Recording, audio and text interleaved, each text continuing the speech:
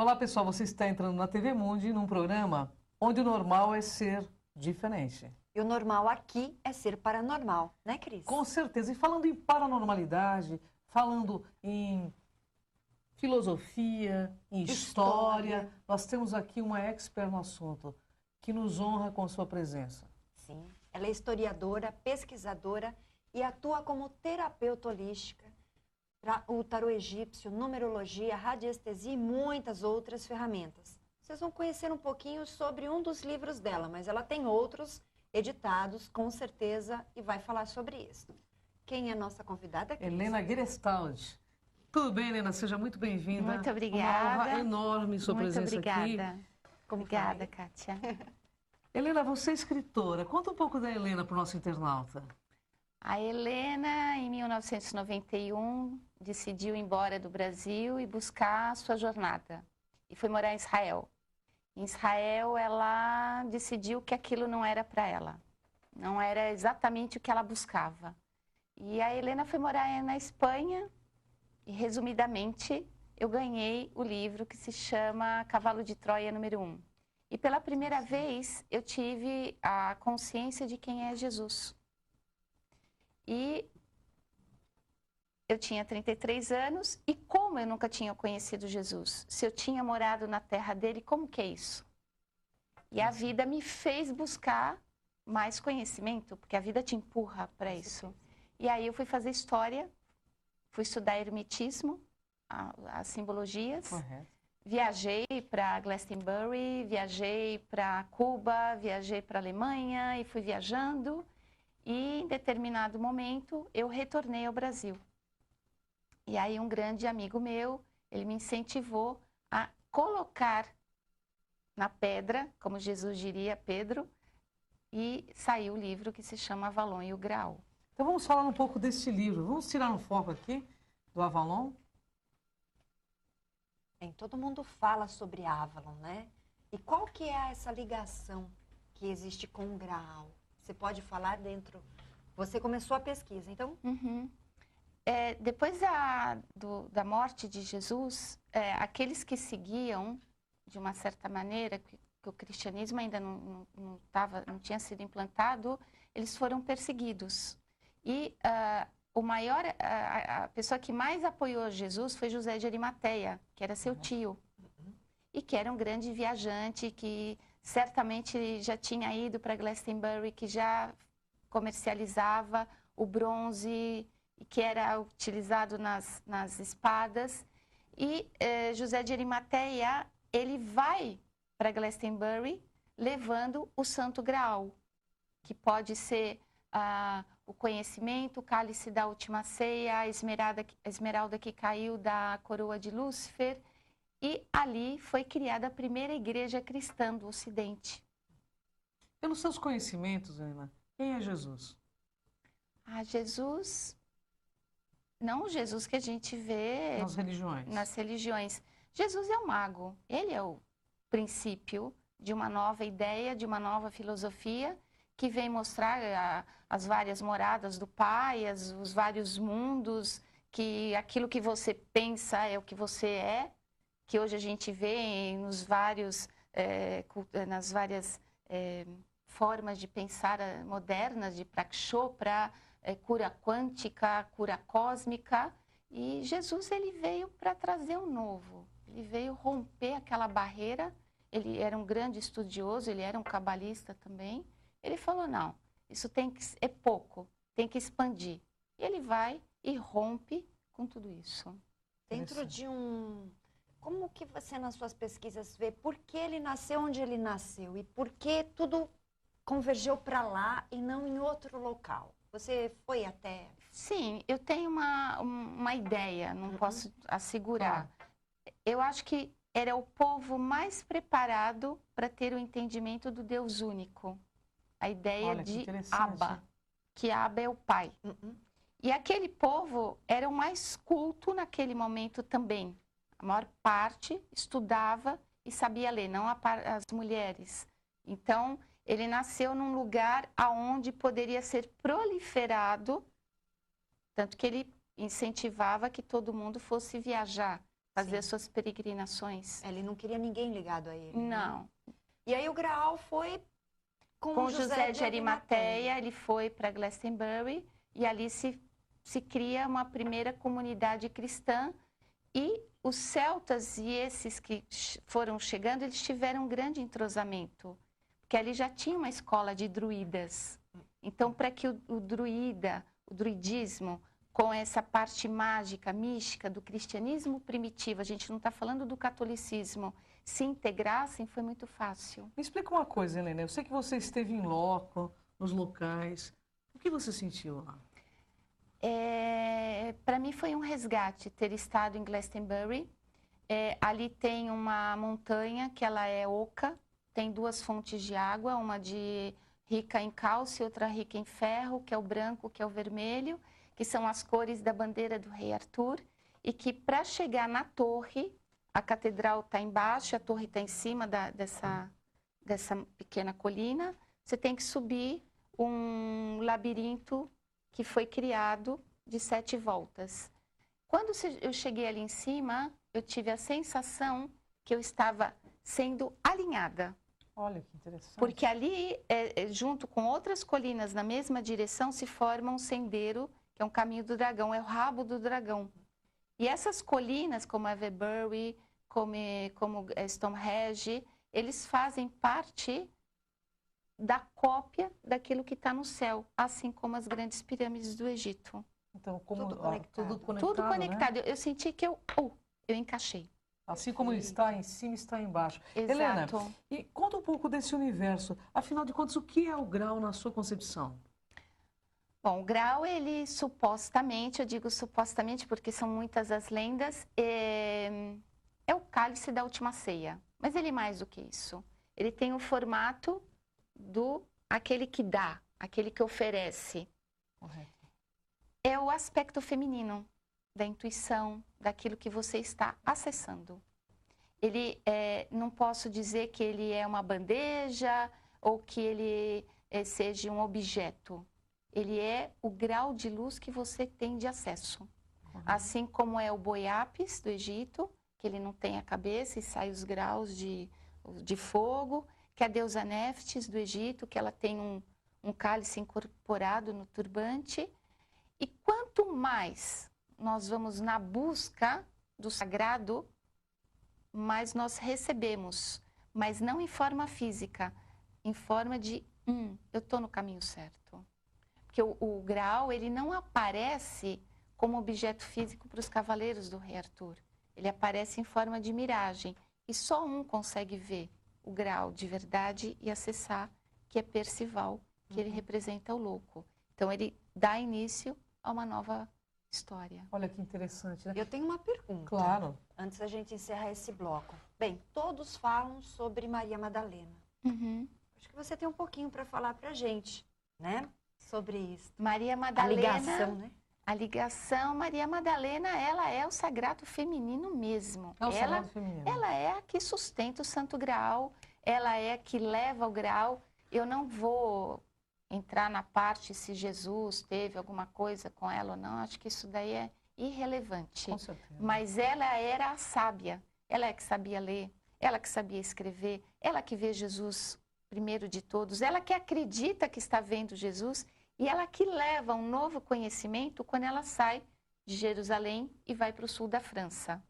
Então, Jerusalém, em Jerusalém, o que é? A mulher, ela é, até hoje, ela é proibida de ser mulher, em todos os seus aspectos. E ela cria uma escola de sabedoria no sul da França. Então, ela leva esse sagrado, tanto que o monastério de Montserrat, antes de ser um monastério, era uma escola e um local de curas, que era subvencionado e observado por Maria Madalena. Então, ela é muito mais. O grau é como o nosso cérebro. Quanto mais entra, mais cabe. Olha que maravilhoso, né? Eu, particularmente, acreditava em lendas, né? Porque, infelizmente, os escritos não estão disponíveis sobre isso, da vinda dela, né? Não. Mas existe mesmo. Conta-se lá na França desta condição, de ela estar lá. Sim. E Sim. onde ela está? Ela foi sepultada neste local? Sim, em Santa Maria de la Mer, né? Uhum. E é também a cidade onde todos os anos existe toda uma peregrinação dos ciganos, que é onde a Sara chegou junto com ela no sul da França. Sim. E a igreja de Saint-Michel, que assim como Avalon, quando a maré está cheia, ela fica isolada. Sim. E quando a maré baixa, ela se liga ao continente. Ai, maravilhoso, né? Eu Fantástico, suspeita né? Bom, para gente, dizer. Pesquisas lindas. eu estou entendendo o seguinte aqui, que você que procura, como disse a Helena, de certo encontrará aquele que te faz procurar. Então, no próximo bloco, quem quiser fazer alguma pergunta, envie para nós, né, Kátia? Por favor, enigmas@tvmundi.com.br, porque temos mais sobre esse assunto interessantíssimo, né, Cris? É uma historiadora, gente. É uma expert no assunto, uma pessoa maravilhosa com uma energia fantástica. Já Até o voltamos. próximo bloco.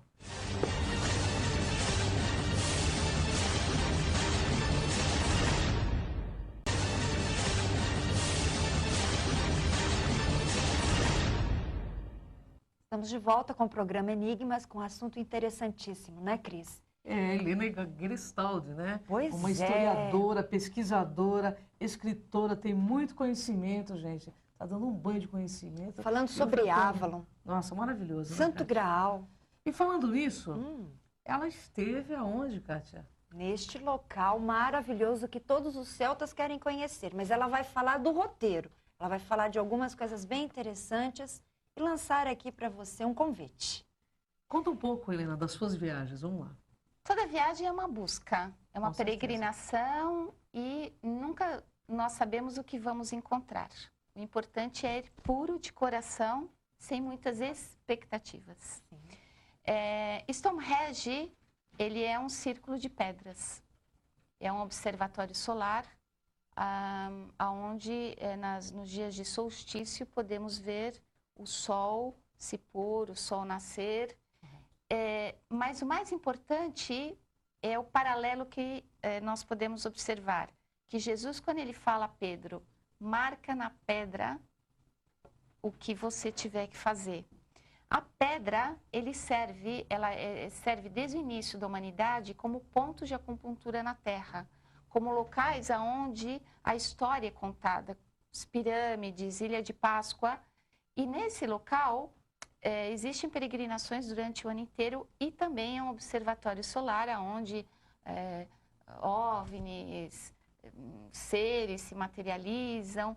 E principalmente nesse local também tem surgido nos últimos 3 anos muitos corpuscles, que é aquelas marcas nos campos de cereais. Chamados círculos ingleses, né? que o pessoal fala. Isso. E no dia 5/5/5 foi criado que as pessoas que têm mais conhecimento, obviamente a gente não consegue, tem que ser de longe, observaram que é o início do alinhamento do nosso sistema solar.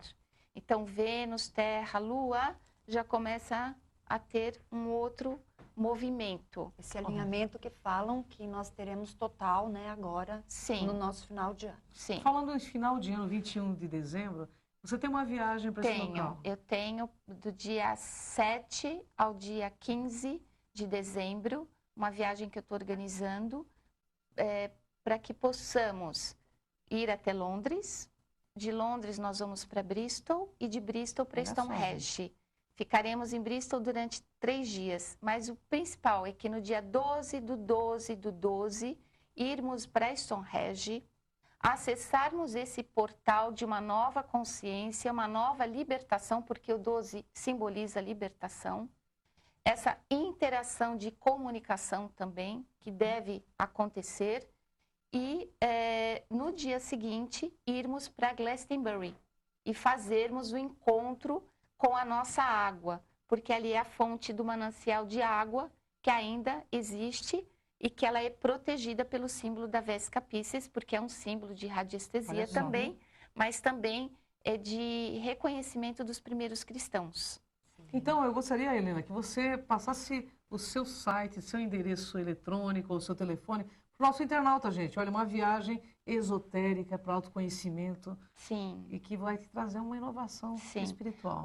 O meu site é www.enigmas Agartha, sem H, agartha.com.br. O meu e-mail é gerenstat, GERENSTADT, @terra.com.br. Aí no GC para vocês. Uma pergunta, você falou Agartha, Agartha. tem a ver com os mundos intraterrenos? Sim, claro. Ah, com certeza. O Também mundo tem muita dessa ligação o com mundo os da assessor- agartinos, né? Uma das coisas que muito me marcou ali foi esse poço, que é chamado Cálice Well, o Poço do Cálice, aonde conta a lenda que as sacerdotisas, para os cavaleiros que saíam em demanda do Santo Graal, ofereciam essas águas para os cavaleiros para que eles fossem já curados em busca de. Né? E quando ali eu estive, eu falei, não, eu conheço isso daqui. Esse local eu conheço. E uma das coisas que eu observei é que existem muitos poços no caminho de água. Olha que interessante. Então, os antigos, eles se comunicavam pelos poços. Porque não tinha telefone. Claro. Então, o som era levado... Propagado, né? E o mundo intraterreno está aí, está em movimento. Maravilhoso, Que né? é um grande labirinto no centro da Terra. Helena, me fala uma coisa. Você disse sobre esses círculos. Você acha que Jesus tem ligação com intraterrenos ou extraterrestres? Na sua opinião? Também. Também. Eu acho que Jesus, ele sabia um pouco de tudo. Tem uma coisa importante que a gente tem que ter em conta. Jesus, ele foi, durante 30 anos, criado em algum lugar. Pouco nós sabemos da vida dele. Pelos meus estudos, ele estudou também junto com os essênios.